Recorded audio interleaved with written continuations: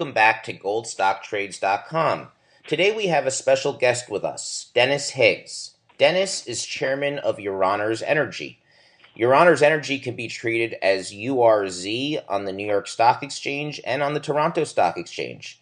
Thanks, Dennis, for being here with us today. Thank you, Jeb. Dennis, could you talk to us a little bit about, we know that the U.S. is the largest consumer of nuclear power. Talk to us a little bit about the supply and demand in the U.S. right now. Sure. The U.S. has 104 operating nuclear facilities, and those facilities consume about 50 to 55 million pounds of uranium each year. And currently, last year, for example, in the United States, the production of uranium was about 4 million pounds. So the U.S. only produces about 8% domestically of the uranium that it requires to keep its existing nuclear fleet running.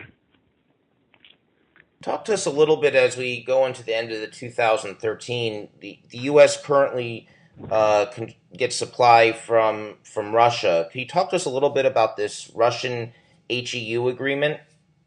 Right, sure. So a big part of the supply of uranium into the U.S. market actually comes from the downblending of nuclear warheads from Russia. Going back 20 years ago, the U.S. and Russia signed an agreement whereby Russia would dispose of its, dispose, I guess is the correct word, dispose of its nuclear warheads by sending the uranium, highly enriched uranium, into the U.S. Where it would be downblended with to make nuclear fuel for nuclear reactors in the United States. It worked out to be about 24 million pounds a year of uranium coming into the U.S. And so that was back in 1993. Here we are 20 years later, and that agreement is about to expire. It's expected to expire in December of this year, 2013, and so you will no longer have that supply of uranium coming into the United States. It works out to be about 24 million pounds a year. Talk to us a little bit about how Uranerz is positioned at that time and why U.S. production of uranium is so crucial.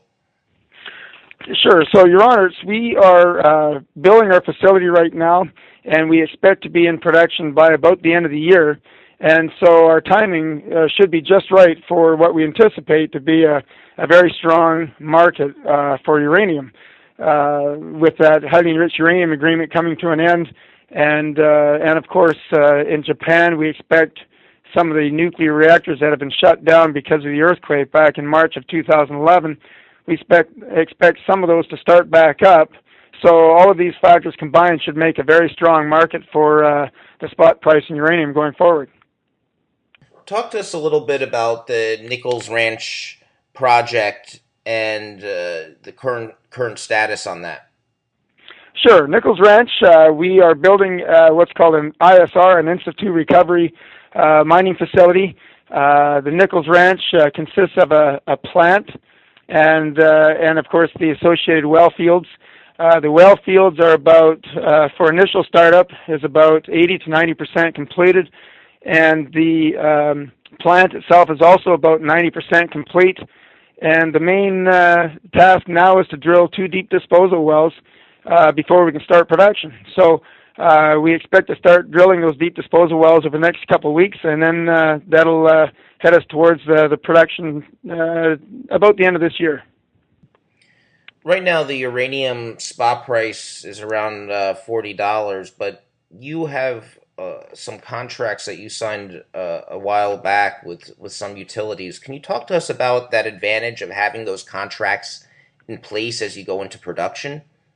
Sure. The advantage of having those contracts in place allows us to know, it gives us some certainty in knowing that we can sell some portion of our production at a price that we negotiated a couple of years ago, or a few years ago. 2 contracts that take effect at the start of production.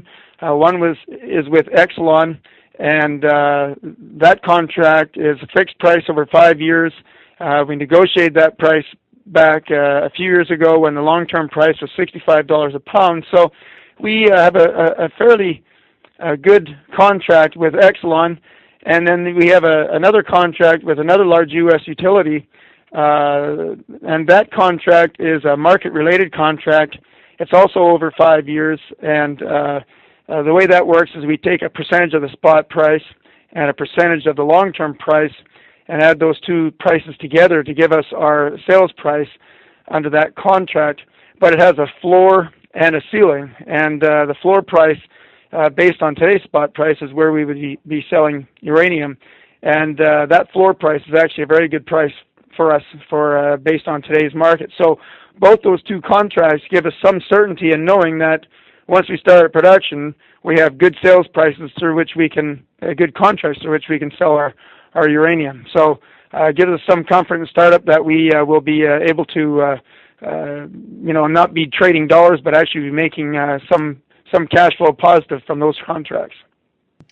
Dennis, you also have a processing agreement with Cameco where they're in production at their Smith Ranch project. They also, I heard, started production on another project in the Powder River Basin.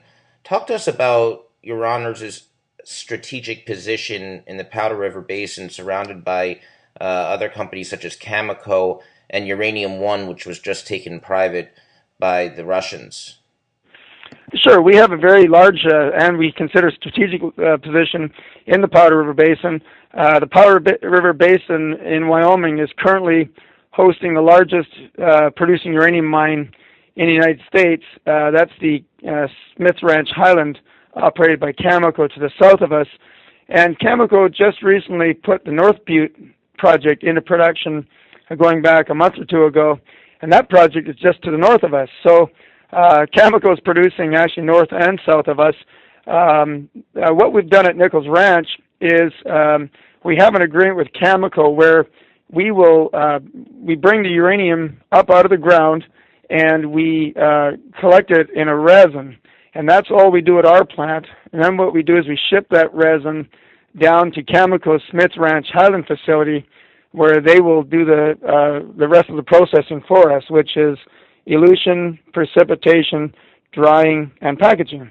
So what we end up after the Cameco process is finished product in the can, which we can then ship to the utilities under our contract terms. So it works out very well for us. What it does is it saves us several $1 million in capital outlay because we don't have to have the precipitation, drying, and packaging circuits in our initial facility. Because, of course, Cameco is doing that for us. So it works out to be a very good agreement for Uranerz. It's also good for Cameco because, of course, they have some excess capacity down there, and it's good to keep that capacity active. So it works out well for both of us. Well, Dennis, thanks so much for being here with us today. Thanks, Jeb. I appreciate that.